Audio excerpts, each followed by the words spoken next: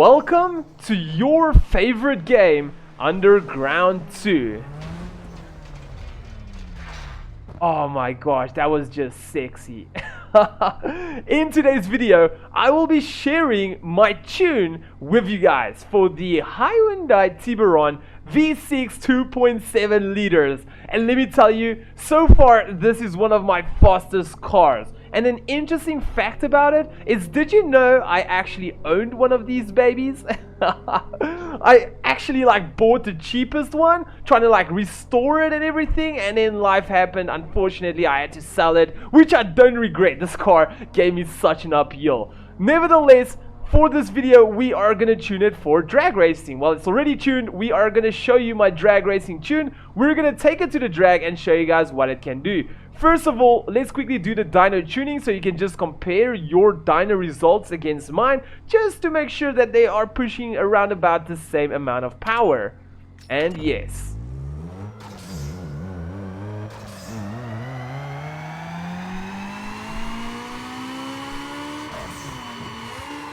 That was intense. That was freaking powerful.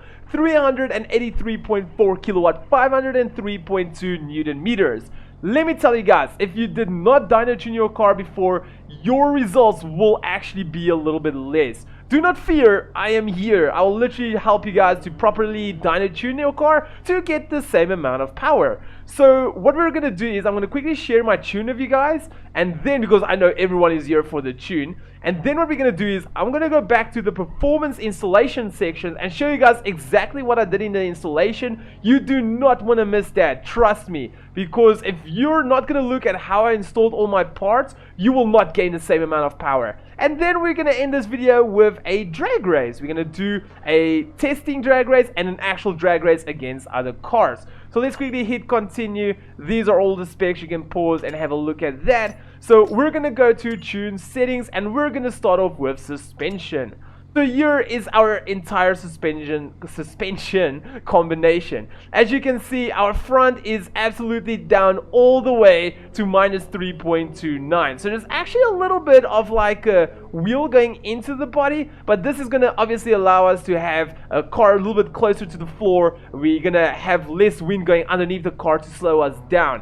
Also, you'll notice that the rear is a little bit higher. So why would I do that? Because this is a front wheel drive car, and literally on any car out there, as soon as you pull away, the nose of the car will actually lift up and the back will go down, because your weight is being transferred from the front going all the way to the back. So that means your back's going to go down. So by having it a little bit higher, as soon as the weight actually compresses at the back, your front will go higher and your back will go lower. So in this way, having the back already a bit up and the front already a little bit downwards, they're going to balance out somewhere in the middle. And we still want to be on the low side. We don't want the car to go too much to the high side.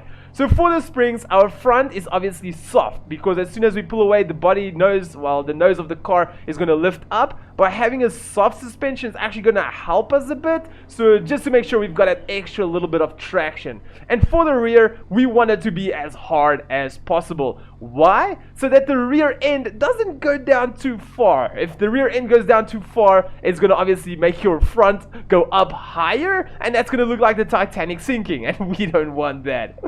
So let's quickly go over here. So we did the front springs, rear springs. So for the shocks, it is literally the same. Front soft and the rear shocks are tight. Well, sorry, high. Tight, hard, whatever. So for the front sway bar and the rear sway bar, I just like to personally take it all the way up. Reason for that is just while we are driving, obviously I don't know how familiar you guys are with a lot of power. Obviously in this case 300 kilowatts is not that much, but going for cars going over 1,000 kilowatts, usually when the engine starts to accelerate, the entire body is moving inwards towards the engine, and having a sway bar to be actually on the stiffest is going to keep your body just to be, how do I say it? It's not going to flex too much. In that way you can just have a proper straight drag race. You can just go straight instead of pulling sideways and your tires are going skew and everything. So for the front and the rear, we have got it at hard. So right over here for the steering ratio, I did not actually adjust this because we're going in a straight line.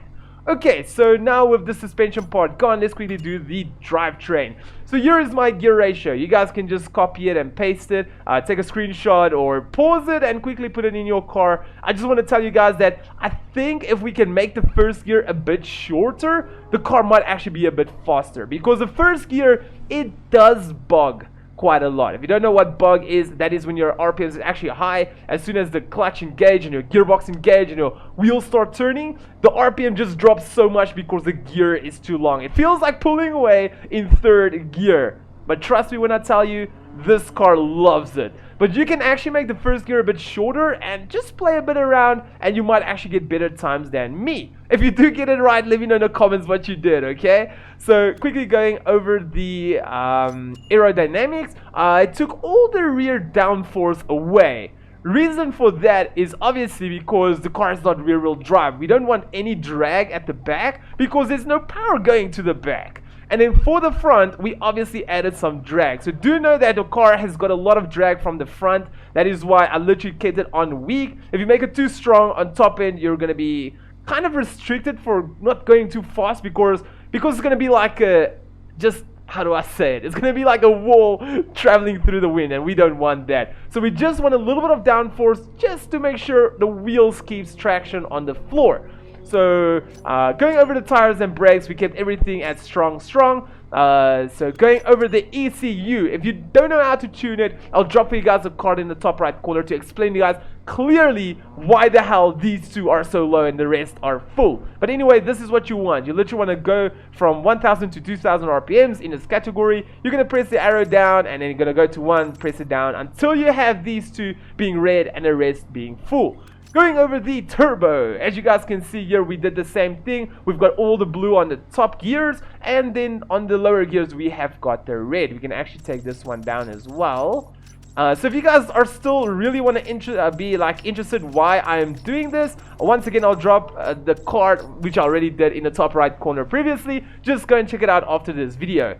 So for the nitros over here, we have got it just over 4 seconds. We can give or take call it about 5 seconds of nitros. So what we're gonna do quickly is we are gonna go and do a test run, and we're gonna see the times I do. Oh wow.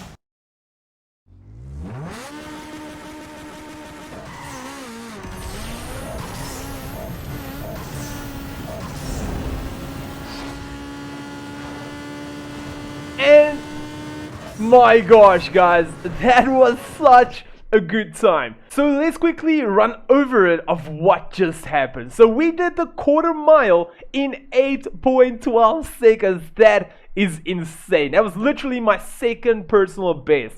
My personal best was actually 8.06. I was always trying to break into the 7 seconds. This car just, it's so close, but it's so damn hard. So let me tell you guys quickly one thing before we continue, or before we look at anything else from this 400-meter time. This is not my average time. Average time and personal best, they don't always go hand in hand.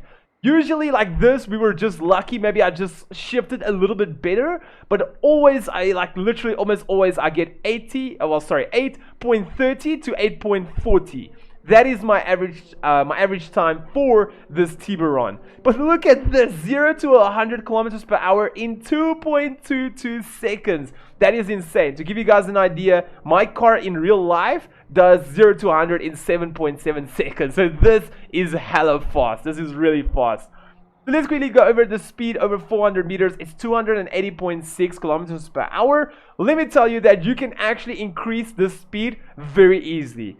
Just shift to 6th gear. So I don't know if you guys saw my race or if you have actually looked at my gears. I never went to 6th gear. I just kept the 4th gear going through. But if you do go to 6th gear, your exit speed is going to be better, but because of that shift time delay where your RPMs drops a bit and just shifting and no power going down to the road, your time will actually be a little bit worse than this. But by keeping it going through 5th gear, you're going to have a better 400 meter time, and shifting, you're going to have a better exit speed time. So in general, if you're doing a drag race against other people, just shift to 6th gear. Okay, burnout distance is very good, is 1.14 meters. So I do want to tell you guys that is why our 1st gear is so darn long. This car is front wheel drive, it spins a lot. And then also, when we look at the top speed for it, it was 293.77. If I would have shifted to 6th gear, it would have been better. So let's quickly go over to the performance section, like to show you guys exactly everything I've upgraded to reach the amount of power and times and everything that I'm currently doing. So we're gonna close this up. So let's quickly head over to change performance part. So this is where everything starts, right? So for the engine, I've literally got stage 3 installed. But for me going to stage 3, did you see?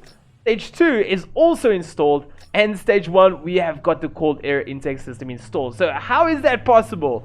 Literally, if you go from nothing to stage 3, you're only gonna have this installed. So what I did was I first installed stage 1. As you guys can see, it installed everything. And then I went to stage 2, installed everything again. So as you guys can see here, here's a catback exhaust system, which is not installed. So if we install it, we technically install the catback exhaust system. Going back to number 1, as you guys can see, the performance exhaust is uninstalled because obviously the catback is better in this case.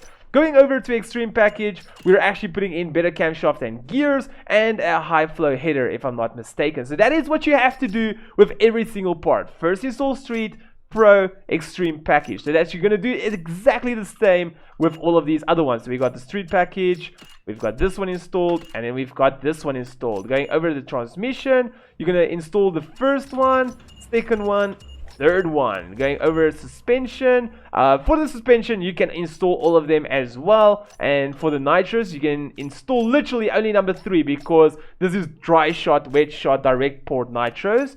For the tires, it doesn't matter how you install, just install the third one. For the brakes, you can install just the third one. For the weight reduction, you have to install all of them because this is remove rear seats and remove interior panels, and this is something else: lightweight windows, lightweight seats, lightweight doors, foam-filled interior. Oh gosh, the cars in the back is so loud. Then for the turbo, you can only install the third one. As simple as that. So let's quickly go do our complete drag race. So before we start this quick race with the drag with all the other people, I just want to tell you guys that for some reason, whenever you pull away with any car, some pullaways you'll obviously have good pullaways and some of them will be bad. For some reason, sometimes this car spins and sometimes it doesn't spin. Even if you alter the tune, it doesn't change the end results of it spinning or not spinning. All you gotta do is just restart your times. Also, the gap for getting a perfect shift on these quick races are actually so darn difficult. So practice makes perfect. So let's quickly head straight into it.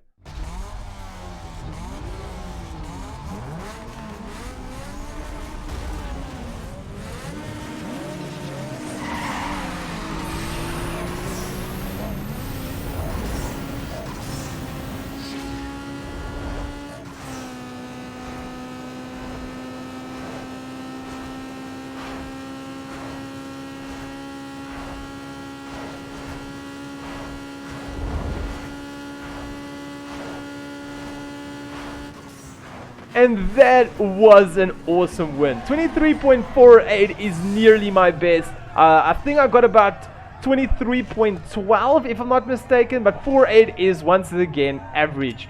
So anyway guys, there we go. Thank you so much for watching. I do hope this video helped you out. Also, I got the carbon fiber kit installed. If it helps or not, I'm not sure, but I went with it anyway. Thank you so much for watching. If you guys are still watching, you are darn true supporters. I appreciate that. I do hope that this video helped you out. If it did, make sure to drop a big like. If you would love to be part of this channel, hit the logo at the bottom right corner to subscribe.